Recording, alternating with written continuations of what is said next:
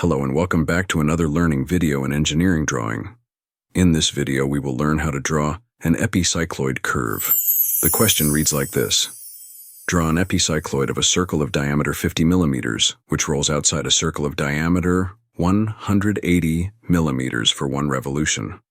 Also, draw a tangent and a normal to the epicycloid at a point 135 millimeters from the center of the directing circle.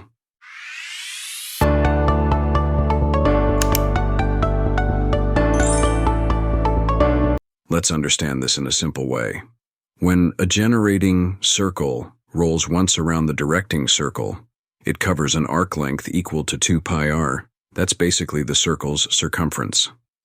Now, the angle made by this arc at the center of the directing circle, which we'll call theta, is found using the formula theta equals the diameter of the generating circle divided by the diameter of the directing circle, and then multiplied by 360 degrees. For the present case, the generating circle has a diameter of 50 millimeters, and the directing circle has a diameter of 180 millimeters. So, theta becomes 50 divided by 180, multiplied by 360, and that gives us 100 degrees. So, the generating circle will subtend an angle of 100 degrees at the center during one complete roll. Let's go step by step to understand how to construct an epicycloid and its tangent and normal in a simple way. First, draw a line. At one end, mark point O. Draw another line at O, making 100 degrees angle. Draw an arc PQ with center O and radius 90 millimeters.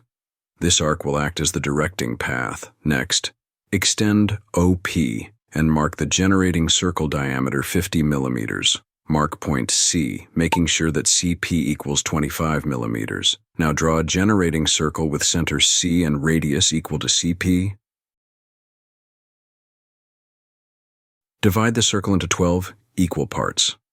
Mark them as 1, 2, 3, 4, and so on, up to 12. Then, draw arcs with center O and radii equal to O1, O2, O3, etc. to meet the extended line OQ.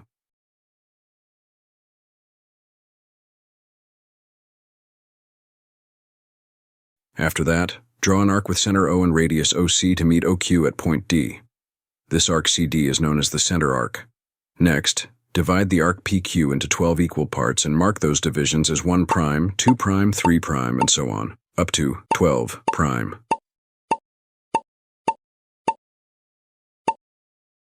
Now, join O1', O2', and so on, and extend these lines to meet the center arc CD at points C1, C2, C3, and so on. When the generating circle rolls through 1/12 of a rotation, point 1 on the circle coincides with 1', and the center C moves to position C1.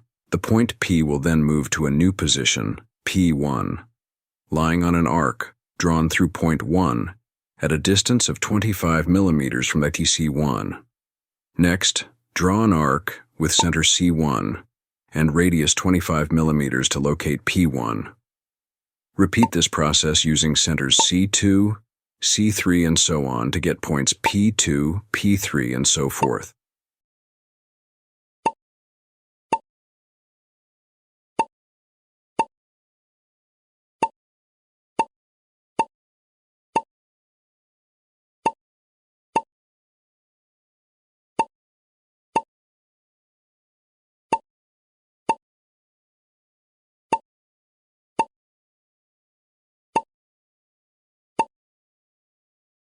Finally, draw a smooth curve through all these points P1, P2, P3, and so on, to obtain the required epicycloid.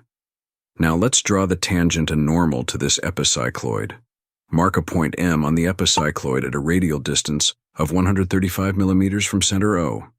With center M and a radius of 25 millimeters, draw an arc to cut the center arc CD at point X. Join OX, which will intersect the arc PQ at point N. Then join NM and extend it to meet N'. This line NN' is the required normal. Finally, through point M, draw a line perpendicular to the normal. This line is the tangent to the epicycloid, and that completes the construction.